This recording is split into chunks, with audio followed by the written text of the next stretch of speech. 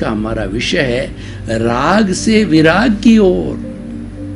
देखिए, ये हमारी सृष्टि जो है संतुलन करती है। संतुलन के बिना सृष्टि नहीं चल सकती, व्यष्टि नहीं चल सकती, समाज नहीं चल सकता, परिवार नहीं चल सकता है। सामंजस्य बिठाना पड़ता है और प्रकृति ने कितना सुंदर सामंजस्य बिठाया है कि 12 घंटे की रात होती है, 12 घंटे का दिन होता है। तो दिन जो है हमें भरपूर काम करने के लिए समय मिलता है, और जब हम दिन भर काम करते हैं तो शरीर टायर्ड हो जाता है, तो शरीर को पुनः जो है फ्रेश करने के लिए रात में हम नींद लेते हैं। सूर्य हमेशा समय पर उगता है, सूर्य हमेशा पूर्व दिशा में उगता है, सूर्य हमेशा समय पर अस्त होता है, पश्चिम दिशा में अस्त होता है। ऋतुएं हमेशा समय पर आती है, सर्दी, गर्मी, बारिश।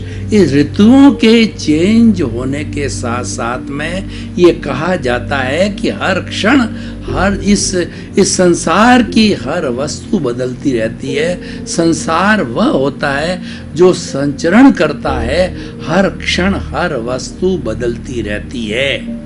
ये संतुलन तो सृष्टि का हुआ। अब हम अगर व्यक्तिगत संतुलन की बात करें तो हमारे भीतर दो तरह के, हमारे इस जीवन में दो तरह के संसार है, बाहर का जगत और भीतर का जगत। जिस तरीके से सृष्टि जो है वह जो है वो सारा संतुलन बिठाती है, तो उसी कुदरत ने जो है हमारे जीवन में भी संतुलन बिठाया है। बाहर का जगत और भीतर का जगत। बाहर के जगत में हम इस इंद्रियों के साथ में स्पर्शन, रसन, घ्राण, चक्षु, श्रोत्राणि, इंद्रियाणि, इन इंद्रियों को जो है हम इंद्र कहलाते हैं। इंद्र जो है देवताओं का राजा होता है। तो ये सारी सृष्टि का राजा मनुष्य है, इसलिए मनुष्य को इंद्र कहा गया है, क्योंकि मनुष्य जो है वो सर्व शक्तियों, सर्व रिद्धि सिद्धि का मालिक है। कौन कौन सी रिद्धि सिद्धियां हैं मनुष्य के अंदर?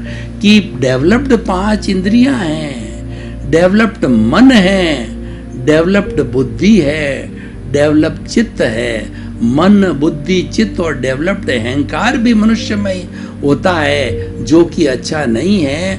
और उसके बाद में डेवलप चेतना होती है, क्योंकि उसके पास ज्ञान होता है। इसीलिए इस सृष्टि का सर्वश्रेष्ठ प्राणी मनुष्य ही है। और मनुष्य एक ऐसा प्राणी है कि जो हमारा पुरुषार्थ चतुष्टय का जो मुख्य, जो हमारा जो उद्देश्य है मुक्ति को जाना, वह भी मनुष्य ही कर सकता है, और कोई प्राणी मुक्ति को प्राप्त नहीं हो सकता है, क्योंकि वो इंद्र नहीं है।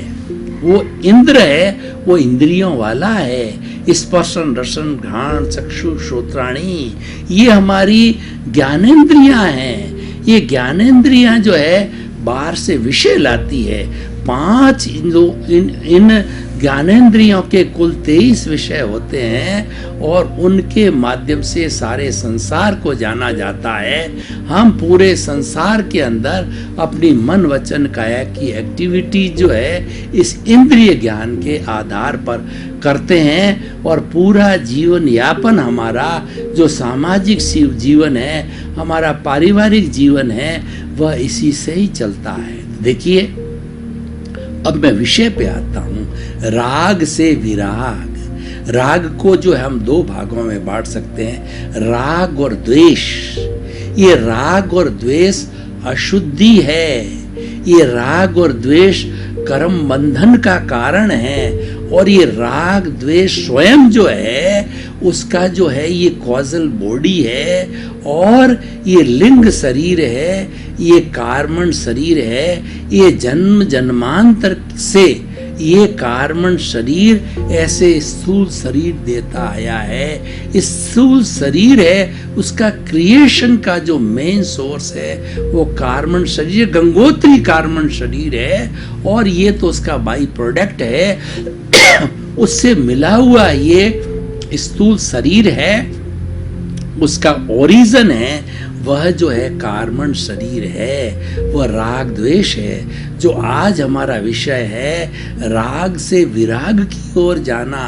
राग से विराग का अर्थ होता है राग द्वेष से विराग यानी समभाव की साधना करना। राग द्वेष की प्रतिरोधात्मक शक्ति है वो समभाव कहलाती है, और समभाव से हमको मुक्ति मिलती है, समभाव से हमको ब्लिस मिलता है, समभाव से हमको इटरनल आनंद की प्राप्ति होती है, परमानेंट सुख जो हमने प्रारंभ में बताया कि आपको शाश्वत सुख ब्लिस मिलता है, वो ब्लिस समभाव से मिलता है। क्योंकि हम राग का जीवन जीना छोड़ देते हैं और विराग की ओर चले जाते हैं। विराग का मतलब अनाशक्ति, विराग का मतलब संभाव में जाना, विराग का मतलब होता है प्रज्ञा चक्षु बनना, विराग का अर्थ होता है स्थित प्रज्ञ बनना। गीता के अंदर भगवान कृष्ण ने कहा कि व्यक्ति को ये जितने भी 18 अध्याय जो गीता के हैं, 6 अध्याय कर्म योग के हैं, 6 अध्याय ज्ञान योग के हैं, 6 अध्याय भक्ति योग के हैं, और सबका समाहार करें तो ध्यान योग भी आता है। ये सारी भगवान कृष्ण ने अर्जुन को 18 दिन तक युद्ध के मैदान में, महाभारत का युद्ध जब कुरुक्षेत्र के अंदर कौरवों और पांडवों के बीच चल रहा था, ये सारी शिक्षा दे करके उसको बताया कि तुम तो अकर्ता हो,